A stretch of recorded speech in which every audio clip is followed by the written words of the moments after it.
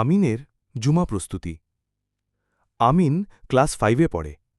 সে খুবই আগ্রহী হয়ে নামাজ পড়ে, কুরআন পড়ে, মাকে কাজে সাহায্য করে। একদিন বৃহস্পতিবার সন্ধ্যায় আমিনের খালাতো ভাই রাফি তাদের বাসায় বেড়াতে এলো।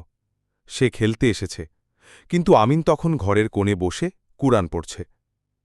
রাফি বলল, এই সন্ধ্যায়ও পড়া, চল না একটু লুডু খেলি। আমিন হাসল, বলল, আজ তো বৃহস্পতিবার, আমি একটু কুরআন পড়ে নিচ্ছি, কারণ কাল জুমার দিন। রাফি অবাক হয়ে বলল, জুমার দিন হলে কি হয়? আমিন বলল, জুমা তো মুসলমানদের সবচেয়ে বরকত আর ফজিলতের দিন। রাসূলুল্লাহ সাল্লাল্লাহু আলাইহি ওয়াসাল্লাম বলেছেন, এই দিনটা সপ্তাহের ঈদের মতো। রাফি ভাবল, ঈদ? তাহলে নতুন জামা পরে খাওয়া দাওয়া করতে হয়?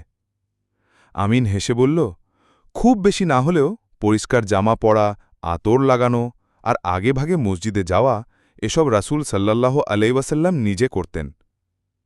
আমিনা নিজের খাতায় একটা তালিকা লিখে রেখেছে, যাতে প্রতি বৃহস্পতিবার রাতে সে এসব মনে রাখে। ১. বৃহস্পতিবার রাতে ঘুমানোর আগে কুরআন পড়া। ২. জুমার সকালে গোসল করা। ৩. সুন্দর জামা পরা। ৪. আতর বা পারফিউম লাগানো। ৫. সূরা কাহাফ পড়া বা শোনা। ৬. জুমার নামাজে আগেভাগে যাওয়া। ৭. বেশি বেশি দুরূদ পাঠ।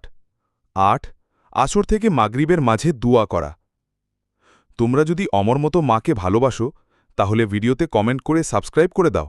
মাকে ভালো না বাসলে কিছু করার দরকার নেই। পরদিন শুক্রবার। আমিন ভোরে উঠেই অজু করে ফজরের নামাজ পড়ে।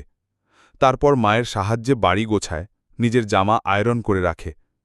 তার বাবা তাকে জিজ্ঞেস করলেন, আমিন, তুমি এত প্রস্তুতি নিচ্ছ কেন? আমিন বলল, আব্বু, আমি চাই আল্লাহ যেন আজ আমার সব দুয়া কবুল করেন। রাসূলুল্লাহ সাল্লাল্লাহু আলাইহি ওয়াসাল্লাম বলেছেন, এই দিনটা সপ্তাহের ঈদের মতো। সহিহ বুখারী ও মুসলিম শরীফ। বাবা মুচকি হেসে বললেন, তাহলে তোমার দুয়া কি? আমিন বলল, আমার দোয়া, হে আল্লাহ, তুমি আমাকে ভালো মুসলমান বানাও আর সব শিশুদের নামাজি বানাও। গল্পের শিক্ষা। জুমার দিন হল বিশেষ দিন, ঈদের মতো গুরুত্বপূর্ণ। এদিন আল্লাহ বিশেষ রহমত আর দোয়া কবুল করেন। সুন্দরভাবে জামা পরে মসজিদে যাওয়া আর ভালো ব্যবহার করা ইসলামের শিক্ষা। ছোটরাও জুমার দিনে দোয়া করতে পারে, আল্লাহ তা কবুল করেন। তোমার জন্য ছোট চ্যালেঞ্জ। আগামী শুক্রবার তুমি কটা ভালো কাজ করতে পারো? গোসল করেছ? পরিষ্কার জামা পরেছ? দুরূদ পাঠ করেছ? সূরা কাহাফ পড়েছ? কারোর জন্য দোয়া করেছ?